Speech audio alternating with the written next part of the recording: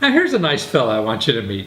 I mean, he was struggling, and he was at a normal kind of job, working for people as a designer and a graphic designer. And what he was feeling, because the work he was doing, I guess, wasn't inspiring him enough. What he wanted to do was something that would help him be more creative. So he always had a fascination with skulls, inside your head, skulls. So he decided to help his creativity, he would do something with skulls every day for an entire year. So 365, whether it's drawings, whether it's cutouts, whether it's photographs, anything to do with skulls. He even took his own x-ray of his skull and did something with that. So, I mean, you have to, I think, practice doing anything that you really want to do. I mean, if you're a golfer, if you play baseball, you just can't sit home and dream about it, right? You have to be doing it, because that leads to improvement and to ideas that you never thought. I mean, it's all, whether it's, a skill like that or art, it's all, you have to do something to get to something else. And you can't just get from here to Z. You have to go through B, C, D, E, all the alphabet to be able to grow in life. And so that's why what he was clever enough to do, every day he was going to do something that he was, very concerned about and wanted to grow in, which is his creativity. And so he did something with skulls every single day. So if he took a half hour, an hour, whatever the heck it was, it beats watching some stupid TV show, right? So that's what he did. Now, then he got all these 365 skulls, and he said, gee, I think there's a book here. Well, the traditional publishing industry, it's not an exciting event. Well, I'm going to do a book with 300 different pictures of skulls on it or something.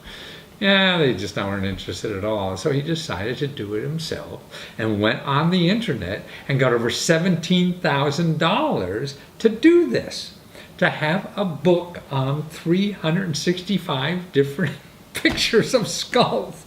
Now, who would have thought? See, and that's why, it's another indication, no matter how weird you think what you're doing is, it really isn't weird to enough people that makes it worthwhile doing.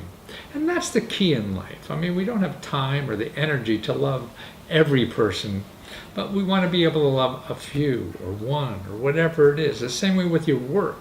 You can't please everybody with your work, but there's enough. Now it's enough not only to live on, but you can reach them, with the internet. You can reach the 413 people that he wanted to get at. He didn't need 300 million people. He didn't need to please everybody in the universe.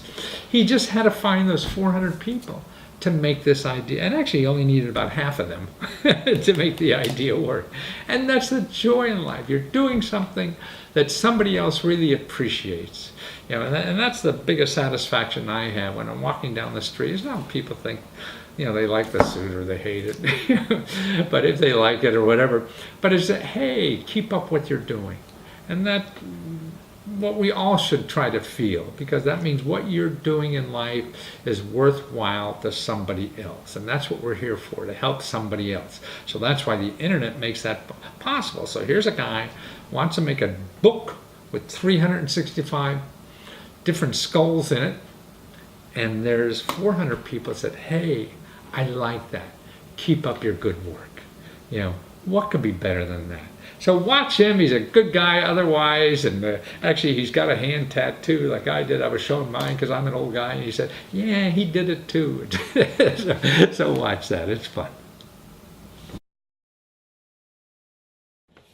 Well, Noah Scanlon with skulladay.com, and that's skull like in the head, right? And you actually made a career now out of an effort you had in jump-starting your own creativity by creating a new skull every day. And now, but you're on the internet, and that's what I want to talk about, that you're making money selling a book on your skull a days, right? That's right. Well, so now you want to have a book, and so instead of using traditional publishers, which you had in the past, you're using the internet. And why is the internet better for you to get money for your book than Well, gotta I be, mean, having published many books in the past using publishers, it was an interesting experience, but it was frustrating because I had very little control over the outcome. And by switching to, self-publishing and using Kickstarter, working with a local business to create a book, all of those tools helped me make a book that's exactly what I wanted instead of, feeling like it was something that was kind of what I wanted, but not exactly, that other people had control over, and also, limited the amount I could make off of it, because in the end, they were going to take the majority of the money from producing them, and I could get, a much better deal from it. So it really was for freedom more than anything. Yeah. And you're really getting most all of it funded by the internet. So these are people who are pre-buying, right, your book. Yeah, that was the way we thought about it, is that, we were going to put up the money to make it ourselves, but this way we don't have to worry about, well, will this book sell? You can find out in advance, is there an audience? Do people have an interest in this book? By selling it in advance through Kickstarter, we raised the money to pay for a good chunk of what we needed in terms of printing. And there's still a lot more money involved in the whole process, but that money then guarantees that that book isn't going to sit on a shelf, that people and that people want it, and that there's interest or buzz about it. You don't have to publish and then find out. Right, exactly. And then hope while you're sitting on boxes books going, please buy my book. Yeah. But more importantly, you have the book, no matter what happens, and money to do it, that you didn't have to dig in your own pocket. Have you done something like crowdfunding before? Was this your first crowdfunding? This was actually the first time. I'd been kind of waiting to do it because I thought, I don't want to blow this experience this first time when, because I realized that a lot of the people that were going to participate were going to be friends and family initially, and then hopefully we'd get out to other people. But, there's only so many times I wanted to tap them. And so for my first one, I wanted to really make it something big, and I took a while to do it. And I'm glad I did, because I got to observe how other people did theirs and get a lot of that helped me a lot, because I could see where did they do well, what was the technique, what did they need to do to make it a successful Kickstarter, because it's not something where you can just make a Kickstarter, put it on their website, and step back and it's going to fund itself. It doesn't go to the work. bank. Huh? Yeah. Get the money, go to the bank. Get the money, go to the... No. So what do you... Okay, at that part when you said... And by the way, in building the site and everything, that cost you a lot of money and stuff like no. The site, it's funny, we actually, when I was working with my partner Ward on making this project, we'd sort of thought, well, maybe we'll hire a film crew to make a video for us, because that's supposed to be very important, the video. And then the guys came back to us with thousands of dollars, and we thought, we're going to spend all the money we make on Kickstarter paying those guys. So I just took my camera and I set it up on a tripod and shot some video and edited on the Apple. I have the program to edit video, super basic. And it was great. People loved it. Nobody worried that it wasn't like perfect, and it was fine. And it was more that we had a video. It didn't have to be great. There was no special effects needed. It was just, hey, you can see what we're doing, and that was sufficient. And so we didn't spend a dime actually on it. It was, my time, which is valuable, certainly. And how about in marketing on the web? And once the site was up, did you spend money to, in social media and the experts and professional expertise, buying advertising, all that kind of stuff? Yeah. No advertising bought. The marketing people paid. Again, I benefit from the fact that I have some skills already, and I knew how to market, and I'd done my research, which, again, you don't have to be a marketer, but you certainly need to look at what's involved. I promoted, and I was making a list of this, but, every day there would be at least one or two times on Twitter, I would be on Instagram making photos saying, I've got this Kickstarter, here's how to support it, the link is over here. I'd be on Facebook every day telling my friends, I'd make invitations, join the Kickstarter, help me out. I send emails every week to friends, to mailing lists I developed. I mean, I was working hard. So the money is my time, right? It's not the exactly. People. But in the end, I have the time. I can do it, and it was that effort that made the difference, right? That got people donating. And if you look at all the Kickstarters have this little grid, and they show you the chart of the money coming in, and it's down the first day and whatever. And so the first day there's a little blip, and then it goes like this. And you can watch that line and say, you know what, I'm not going to hit them. How are we going to get to this point? And every day goes a little bit. And then the very last day, everyone donates, and then it goes like that. And it goes over. And so you realize, people procrastinate, And so you have to do that effort and make that work to make it happen. So you have to be a professional nudge or a professional pain in the ass guy or whatever it is. Yes. You can't be shy. If you're going to do a Kickstarter, you have to be a self-promoter. And anybody has we all have the skills to do that, right? Yeah, everybody does. Well, certainly. I think that people have been told not to. I think people have been like, don't, talk about yourself, or don't, they feel uncomfortable. And when people ask me about it, they said, well, do you feel uncomfortable if your friend asked you about supporting a project. And they say, Yeah. oh, no, I don't mind if Oh, my friend exactly tells me every day. right. But then they have to do it. They're scared. And I say, I that's see. the thing. Look what other people do that you don't mind and do that. That do that. Yeah. Yeah. Well, that's wonderful. So you had very little money, and you have complete control of your project. Yeah. But I hear you're going to do another project soon, or what? I'm always in the midst of projects. Really? I mean, I'm one of those people who needs something else to do. I always have a project running, and Skull a Day is an interesting project because, I started that project. It was 7 years ago was when I started doing Skull Wow. a Day.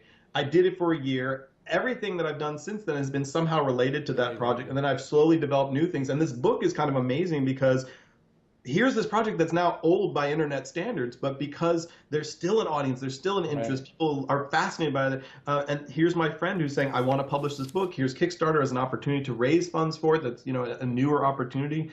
So it's great. And that book is a culmination of that project, but then I'm literally, I mean, I couldn't even tell you, I have so many things Well, I going mean, on all at the same to me, time. what you're showing is that anybody practically, could find a little market niche. I mean, you need 500, 600 people. That's Yeah. all. And you're in that's a good business. point. Yeah. That my project has a large audience online, but if you look at Kickstarter, we had a little over 400 backers that got us to the amount we needed to get to. And I looked at lots of successful projects, and aside from the real outliers, there's some big ones, but the average one that was successful, regardless of if they were asking for hundreds of thousands of dollars or a few thousand, 300 to 600 people. That's not a lot of people. Exactly. I mean, 300 to 600 people. you need millions on a bestseller list, but you can be successful and sustainable with a couple hundred. So why screw around with those people in New York? And the bonus is, look, you might have the project that does get it blow up and tons of people, but if you don't, you can still get you're still make doing something happen. And make yourself doing what you want too. Yeah, exactly. Do something that you're passionate about, and that you're not spending your time begging people, or trying to create what you think people like. Absolutely. I think that's a problem. It's like you're talking to the horse's mouth instead of some fat cat with a cigar in the middle. Yeah.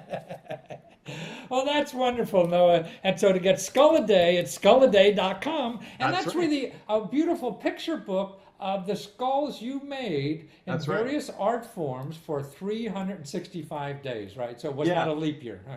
No. And then it was a leap year, actually. People wanted me to make one more, and I made a tiny little one just to satisfy the quarter of the day. And when I say making a skull, to be clear, what I was making was art that was out of anything and everything. Yes. So we're talking about butterflies, shoes, sheets from beds. I mean, it was not what you consider beautiful. A drawing of a skull. This was really you all over can see the the place. video by going to the skulladay.com and clicking, and that gets you the video on this stuff. And that's right. No, you're right. I mean, that's right. I think just to see what you're how you can be creative 365 ways. I mean, that's education enough. Even if they don't buy the book, man, you got to see and I really somebody. encourage people to check out what I did, but then try it out themselves. If you make something, a little thing, it doesn't have to be huge, doesn't have to be complicated, a little bit every day. If you're making creative work, you're going to be getting yourself on a path to going and doing some amazing things. And I started very small. The first day was 20 minutes, and by the end, I was doing things that took tons of hours. And now here I am today, successful in business because of making skulls. Not something I ever would have expected. Really, I spend my time talking to executives at corporations now who want to hear They're from coming me to you for because the I make answers, skulls. and you didn't know them when you started, but they think you know them now.